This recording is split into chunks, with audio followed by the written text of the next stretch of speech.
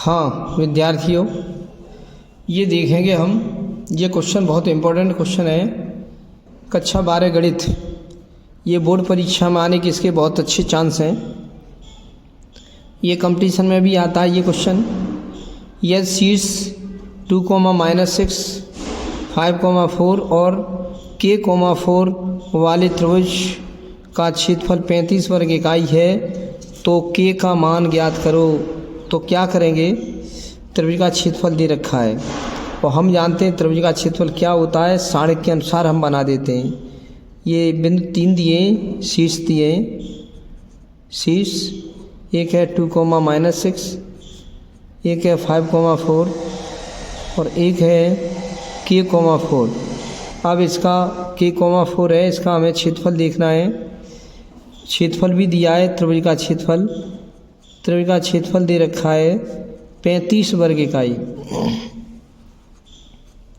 35 वर्ग इकाई दे रखा है। अब हम इसे हल करेंगे, बहुत सिंपल तरीका है। लिखेंगे, पहले लिखेंगे त्रिभुज का क्षेत्रफल इक्वल होता है 1/2, साढ़े का चिन्ह लगा लो। ये 2-6 दूर लिख दो, 2-6, 5,4 दूर लिख दो, 5,4, K4 यहाँ लिख दो, K4, 2-6 देखो ये लिख दिए, 2-6, 5,4 और K4 ये लिख दिया। अपनी तरफ से हम लिखेंगे x और यहाँ पे लिख देंगे x नहीं 1 लिखोगे, 1 1 1 ये लिख देंगे। लास्ट में 1 1 1 लिख दिया जाता है, 1 1 1। अब तो रेखा का समीकरण होता है, वहाँ पे xy लिख दी जाती है, xy 1 वो हो जाता है। ये त्रिभुज का क्षेत्रफल है, 1 1 1 लिख देंगे। त्रिभुज के क्षेत्रफल की जगह 35 लिख देंगे, लेकिन 35 हमारा प्लस भी हो सकता है, माइनस भी हो सकता है। ये तो ये हमारा क्षेत्रफल हमारा नेगेटिव या पॉजिटिव दोनों प्रकार से लिख सकते हैं। बच्चे यहाँ पे ले लेते हैं क्या, पॉजिटिव अकेला, तो नेगेटिव वाला फिर नहीं लेते हैं। तो इसके दो आंसर निकल आएंगे। अब यहाँ पे 1/2 ये कर लेते हैं कोष्टक में और ये पूरा लिख देते हैं। ये क्या है, 2-6 1 5 4 1 K4 1 ये लिख दिया। इसका प्रसार कर लो, आंसर आ गया।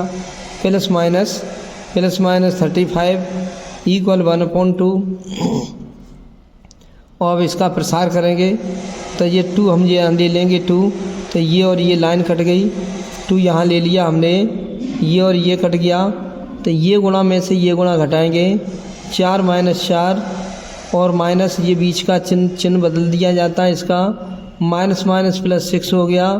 फिर ये और ये कैंसिल, 5 का यहाँ गुणा कर देंगे, 5-5, उसमें से घटाएंगे, K का यहाँ मल्टीप्लाई कर लेंगे, K कोष्टक बंद, प्लस यहाँ आ गए 1 ये ले लेंगे, 1 ये ले लिया कोष्टक। ये लेने के बाद ये और ये कैंसिल, ये में से ये घटा देंगे, 20-4K लिख देंगे, 20-4K ये कर लिया। अब इसे ठीक करो, प्लस माइनस हमने ये लगा लिया, प्लस माइनस 35 इक्वल ये 1/2 ये चल रहा है वो लिख दिया। फिर इसके बाद 2 का गुणा करेंगे, भीतर घटाएंगे, इससे ये 0 प्लस 6 का गुणा अंदर कर देंगे, 6×5 30 -6 कर दिया, प्लस ये ऐसे ही लिख देंगे, 1 का मल्टीप्लाई अंदर कर देंगे, 20-4K कर दिया। फिर इसके बाद 2 का इधर मल्टीप्लाई कर देंगे, प्लस माइनस 70 हो जाएगा, इक्वल यहाँ पे आ गए, इसका इसमें कर दिया 0 और प्लस के 30 और 30 और 20 50 कर दे रहे हैं डायरेक्ट, 30 और 20 50, 6 और 4 10 हो गए, माइनस के 10 के ये कर लिया। फिर अब हम क्या करेंगे, आपका हमारा बच गया प्लस माइनस 70 इक्वल 50 माइनस के 10 के ये बचा। अब हम एक बार प्लस लेंगे, एक बार माइनस लेंगे, तब K के 2 मान आएंगे, लिखेंगे प्लस लेने पर तो प्लस के हमारे 70 हो गए, प्लस के 70 इक्वल वहाँ पे चल रहा है 50 माइनस 10 के हम इधर लेके आएंगे, इस साइड में 10 के इधर लेके आए तो वहाँ 50 के पास में ये 70 पहुँच जाएंगे, -70 हो जाएंगे, 10 के बराबर हमारे वहाँ पे बचेंगे 70, 50 से माइनस के 20 बचेंगे, 10 का भाग लगा देंगे तो K बराबर -2 आ जाएगा। एक आपका ये आंसर आ चुका है। अब एक क्या करेंगे, एक लेंगे माइनस लेने पर, लिखेंगे माइनस लेने पर माइनस लेने पर लिख देंगे तो ये वाला माइनस ले लेंगे, -70 लिख देंगे, -70 इक्वल ये करेंगे 50 - 10 के, 50 - 10 के, 10 के को इधर लेके आए, 10 के पॉजिटिव हो गया, ये 50 के पीछे ये 70 जाएगा तो प्लस का हो जाएगा, ये ऐड हो जाएगा, 10 के इक्वल 7 5 12 120 हो गया। के की वैल्यू जब निकालेंगे तो 120 में 10 का भाग दे देंगे तो के इक्वल 12 आ जाएगा। लास्ट में लिख दो अतः करके, अतः एक तो के का मान आपका निकला -2 तथा एक के का मान निकला हमारा 12। ये आपके दोनों आंसर आ चुके हैं। बस कैलकुलेशन यही होता है, जैसे आप करोगे वैसे करते चलो।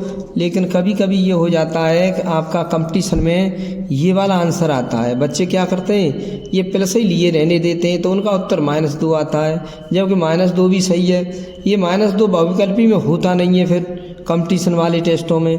तो जब माइनस हम लेंगे तो ये वाला कंपटीशन में दिया होता है ये 12, तो बच्चे कहते हैं ये क्वेश्चन गलत है, तो अब इसमें ये नहीं ये फिर उसमें नहीं आएगा, ये वाला लिखा होगा। लेकिन ये बोर्ड परीक्षा में आप करोगे तो बोर्ड परीक्षा में ऐसे कर दो। ये बहुत इंपॉर्टेंट क्वेश्चन है, इसे सीख लो। पर क्षेत्रफल हमारा प्लस माइनस दोनों ले लिया जाता है और सारणी के अनुसार ये क्षेत्रफल का लगा दे सूत्र, आपका आंसर आ जाएगा। ओके, वीडियो को लाइक और कर देना। हाँ देखिए विद्यार्थियों, ये आपका ये क्वेश्चन बहुत ही इम्पोर्टेंट है, ये उच्चिष्ट मान ज्ञात करने वाला। तो सबसे पहले हम क्या करेंगे, जिस किसी का उच्चिष्ट मान या निम्नलिखित मान ज्ञात करना होता है उसे y मान लेते हैं। माना y इक्वल x पे पावर x, ये डाल देंगे समीकरण 1। फिर क्या लिखेंगे कि x पे पावर x हो, अब अवकलन इसका किया जाएगा। x पे पावर x हो तो log ले लिया जाता है, तब अवकलन हम करेंगे। तो हम क्या करेंगे, इधर भी log ले देंगे, log y इक्वल इधर भी log ले दिया जाएगा, log x पे पावर x। log m पे पावर n हो तो n आगे आ जाता है, log y इक्वल ये आगे आ जाएगा m log n, x log x। अब हम इसका अवकलन करेंगे, ये हम फर्स्ट मानेंगे और ये मानेंगे सेकंड। अब हम अवकलन करेंगे, कर दो अवकलन। log का अवकलन क्या होता है, 1/, संख्या। log का अवकलन होता है 1/, संख्या इंटू y का अवकलन dy/dx होता है। इक्वल पहला फलन जैसा तैसा, दूसरे का अवकलन log x का अवकलन 1/x होता है, प्लस दूसरा फलन जैसा का तैसा इंटू पहले का अवकलन x का अवकलन 1 होता है। ये x से x कट जाएगा, y का तिरछा गुणा हो जाएगा dy/dx इक्वल y का तिरछा गुणा कर दो y इंटू log x, ये हो गया। ये समीकरण आ गया आपका 2। अब इसके बाद क्या देखते हैं, ये देख लिए जिस किसी का उच्चिष्ट निम्नलिखित मान ज्ञात करना होता है उसे y मान लेते हैं एक बार log लेकर के, क्योंकि x पावर x है, log ले दिया जाएगा। log यहाँ लिख दो, log यहाँ लिख दो, log m पे पावर n, तो n आगे आ जाएगा। जो फर्स्ट सेकंड 2 फलन बन जाएंगे, पहला फलन दूसरा फलन बन जाएगा। log का अवकलन होता है 1/, संख्या और संख्या का अवकलन dy/dx इक्वल पहला फलन जैसा तैसा, दूसरे का अवकलन 1/x प्लस दूसरा फलन जैसा तैसा इंटू पहले का अवकलन 1।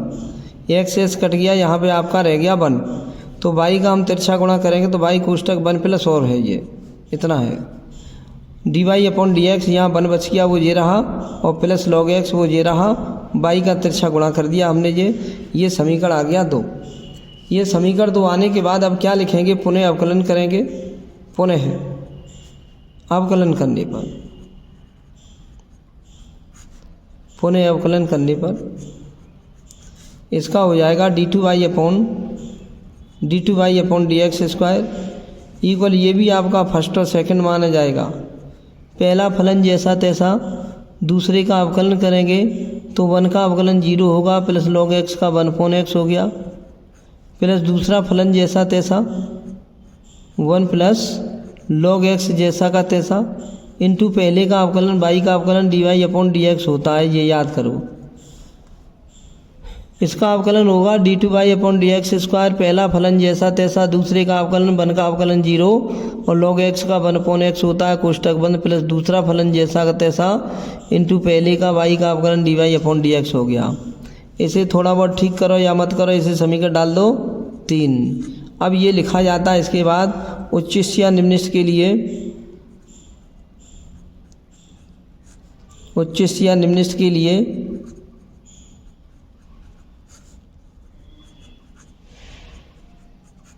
उच्चिष्ट या निम्निष्ट के लिए dy/dx इक्वल 0, जो एक बार अवकलन किया वो 0 होता है, dy/dx इक्वल 0। तो समीकरण हम इससे करेंगे, समीकरण 2 से, इससे समीकरण 2 से। तो यहाँ पे 0 लिख दे रहे हैं, या बाई कोष्टक 1 plus log x equal 0, by कोष्टक 1 प्लस लॉग एक्स इक्वल 0। ये dy/dx की वैल्यू जो 0 होती है उच्चिष्ट या निम्निष्ट के लिए, तो ये हमने dy/dx 0 कर दिया है, तो यहाँ हमने वैल्यू dy/dx ही लिख दी पूरी, और 0 ये लिख दिया, बाई का भाग 0 में चला जाएगा, 1 plus log x, 1 plus log x ये बच गया इक्वल बाई का भाग 0 में चला जाएगा, वो तो ख़त्म हो जाएगा, कितना आ जाएगा 0। अब ये एक उधर ले जाते हैं, यहाँ लॉग एक्स लिख देंगे बराबर वहाँ -1 चला जाएगा। फिर देखा हमने कोई लॉग जो होता है वहाँ बेस ई होता है, जहाँ बेस ई कहीं नहीं लिखा वहाँ बेस ई होता है। लॉग को हटाएंगे तो ई की वहाँ उधर ई को उधर ले जाएंगे तो ये पावर में चला जाएगा, एक्स यहीं बच जाएगा, और ई पे पावर ये लग जाएगा, ये वाला पावर ई पे पावर लग गया -1। ये लॉग को हटाते हैं तो घातांकी रूप में होता है, ई पे पावर ये -1 हो जाएगा, एक्स यहाँ लिखा रह जाएगा, एक्स यहीं छूट गया, ई पे पावर -1। किसी पावर -1 हो तो 1 में नीचे आ जाता है 1। ये मान हम रखेंगे, ये मान समीकरण 3 में रखा जाएगा, समीकरण 3 में रखेंगे, 3 में ये रहा आपका 3, इसमें रख देंगे ये मान 1 एक्स के स्थान पर 1 हर जगह लिख देंगे। तो देखो अब क्या करते हैं, d2/dx square, d2/dx square equal y कोष्टक में 1/x के स्थान पर 1/1 कोष्टक बंद प्लस 1 प्लस लॉग x के स्थान पर 1/, लॉग रख दिया 1/, वो इंटू dy/dx हमारा क्या था 0, ये 0 लिख दिया, बटे नीचे आ गए,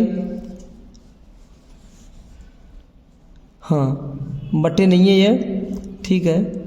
ये हमने क्या किया, ये मान हमने समीकरण 3 में रख दिया, 3 ये था पूरा, ये बट्टे की लाइन नहीं है। तो अब हम इसको हल करेंगे, ये 0 का यहाँ मल्टीप्लाई कर देंगे, पूरा 0 हो जाएगा, और ये ई ऊपर चला जाएगा, तो हमारा आ गया d2/dx स्क्वायर इक्वल, ये ई ऊपर चला जाएगा, y इंटू ई हो गया, और प्लस 0 का इसमें पूरे कोष्टक में मल्टीप्लाई कर दिया 0। फिर ये आपका आ गया d2/dx स्क्वायर का मान हमारा पॉजिटिव आ गया है। देखो ये भी धनात्मक लिख देंगे पॉजिटिव। जब पॉजिटिव मान हो तो हमारा क्या होता है, फलन निम्निष्ट है, उल्टा काम होता है, फलन निम्निष्ट है, इसलिए x बराबर 1 पर फलन निम्निष्ट है, पॉजिटिव आ जाए तो निम्निष्ट है। देखो इसलिए x बराबर ई पर फलन निम्निष्ट है, इसलिए फलन का निम्निष्ट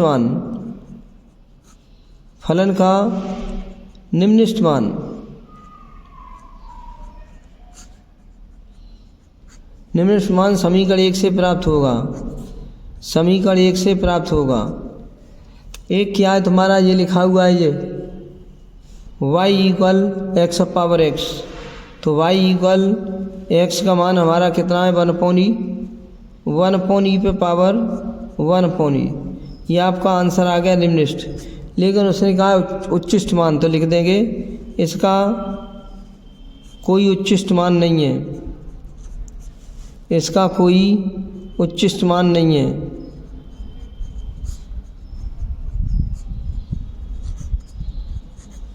लो ये आंसर हो गया।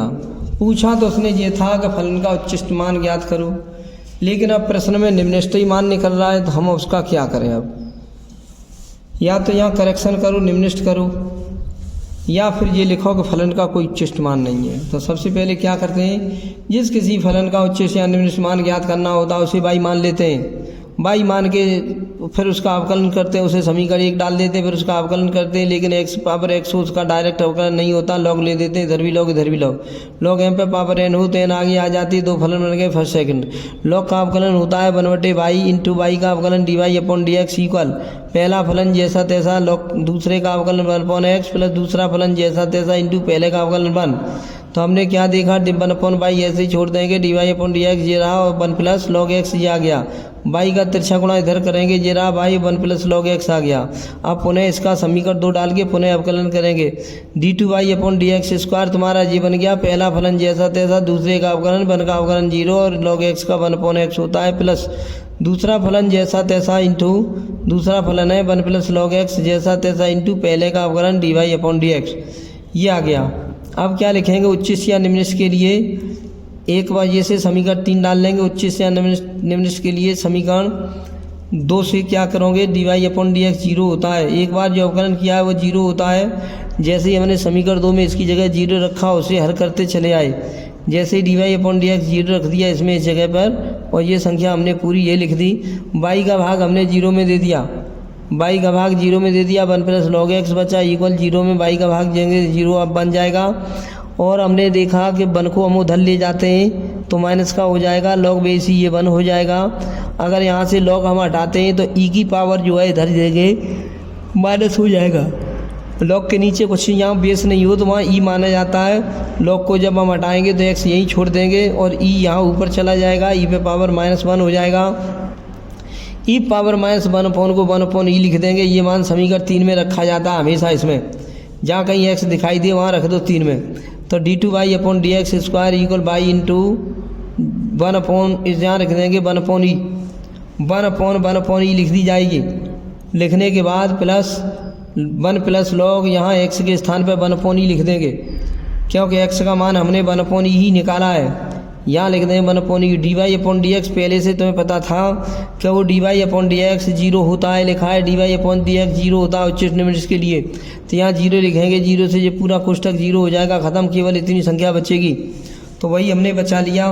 ये हमारा है d2y/dx² इक्वल y इंटू 1/, ये मान रखा 1/e और इतना ये लिख के 0 लिख दिया, 0 का यहाँ गुणा किया 0, ये e ऊपर पहुँच जाएगा, पहला दूसरा तीसरा e ऊपर पहुँच जाएगा, y हो जाएगा।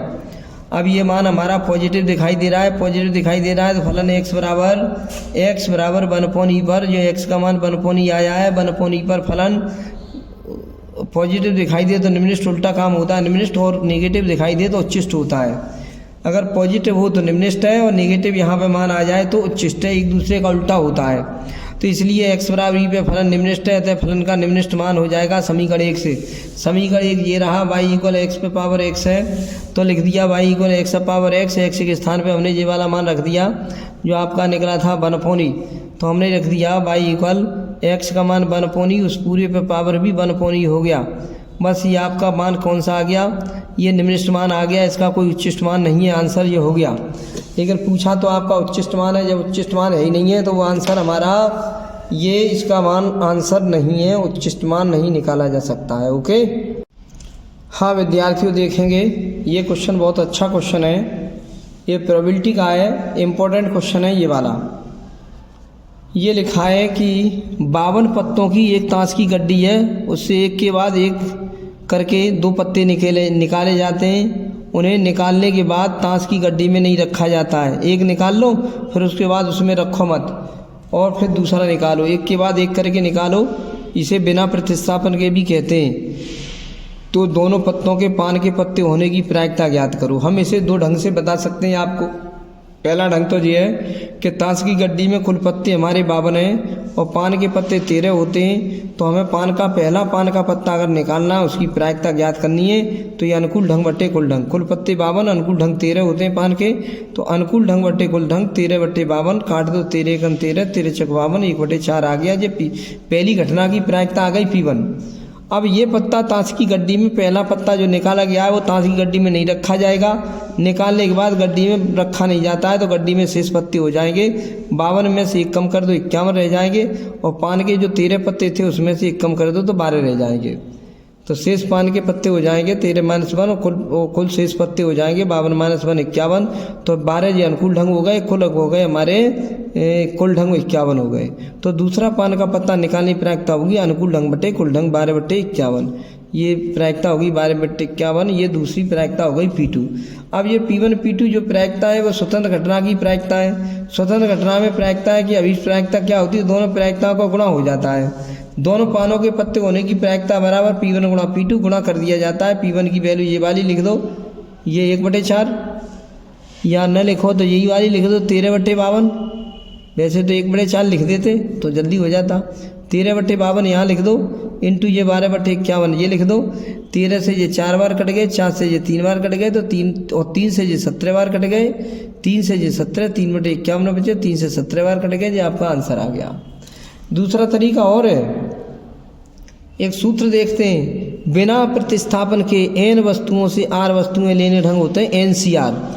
बिना प्रतिस्थापन माने बिना एक के बाद एक करके निकालोगे, इकट्ठे 2 निकाल लो, इकट्ठे जितने भी निकाल लो। बिना प्रतिस्थापन के n वस्तुओं में से r वस्तुएं लेने के ढंग हो जाएंगे NCR। तो इसी सूत्र का प्रयोग किया है। कुल पत्ते हमारे 52 हैं, इनसे 2 पत्ते चुनने के ढंग हो जाएंगे 52 C2, और तथा पान के पत्ते 13 हैं, तो इनसे 13 पत्तों से 2 पत्ते चुनने 13 C2। ये कुल ढंग हो जाएंगे या अनुकूल ढंग हो जाएंगे।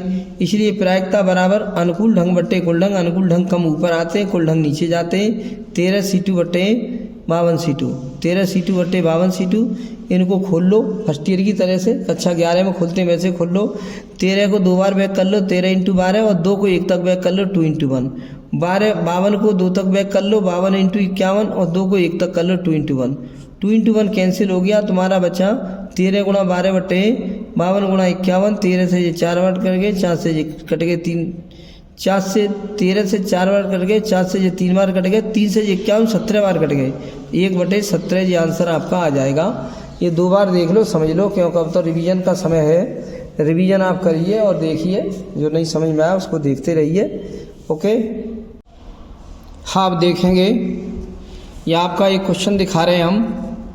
ये कक्षा 12 गणित अनसॉल्ड पेपर सन 2020 HM अनसॉल्ड पेपर है, और सेट 2 है, सेट नंबर 2 है, 324 XB, पेज 5 है।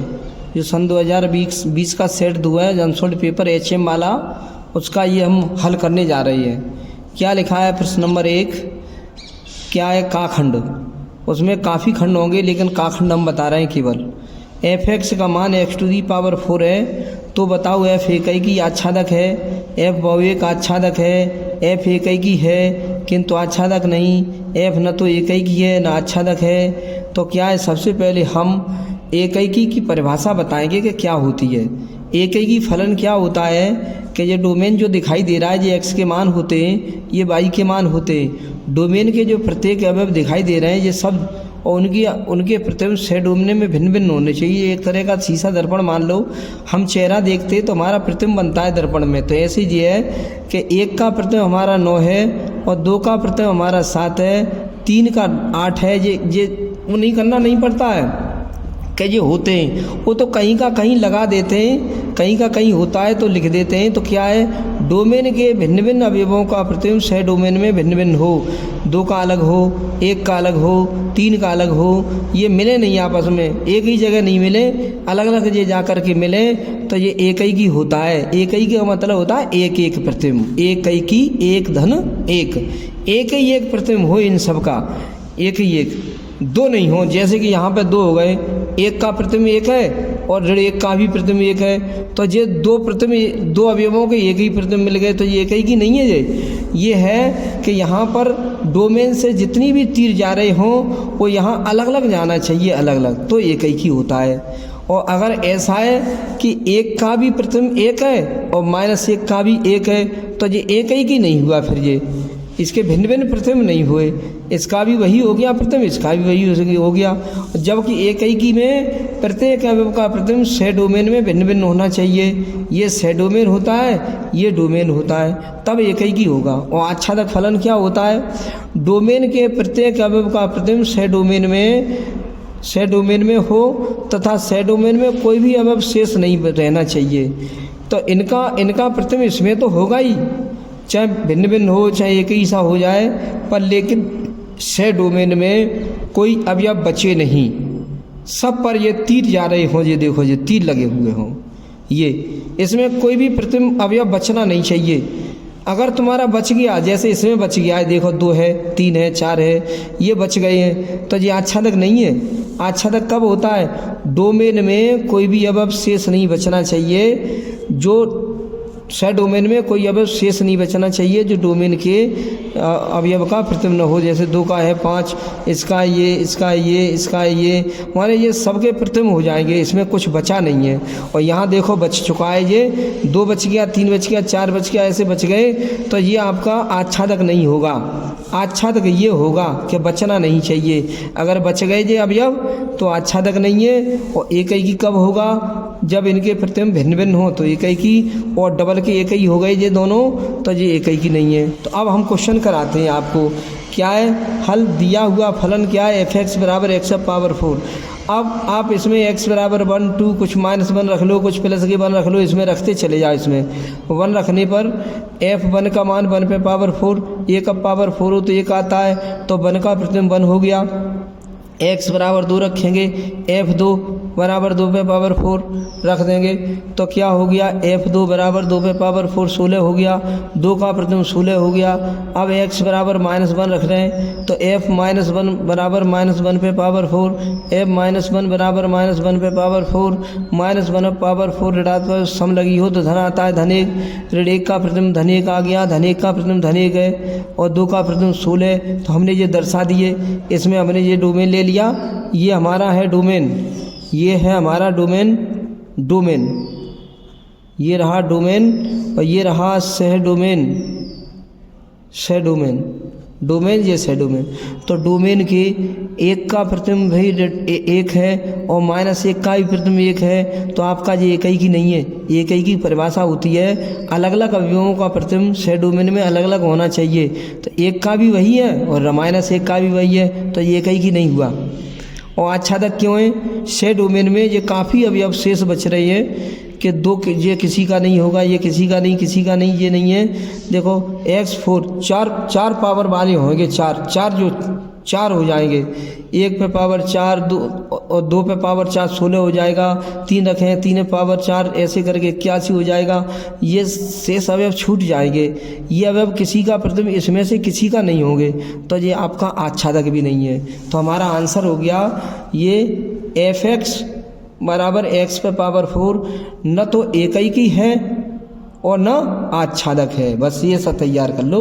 एकैकी में ये भिन्न भिन्न प्रतिबिंब होना चाहिए, जबकि यहाँ ये एकैकी में ये मिल गए जो दोनों, तो एकैकी नहीं है। आच्छादक में कोई अवयव शेष नहीं बचना चाहिए, और इसमें अवयव ये शेष बच रही है, यहाँ पर ये शेष बच रहे हैं, तो ये आच्छादक भी नहीं है। तो हमारा हो गया न तो वो एकैकी है न आच्छादक है। इसको देख लेना, ये क्वेश्चन परीक्षा में इस टाइप का आता है, अवश्य 100% आता है।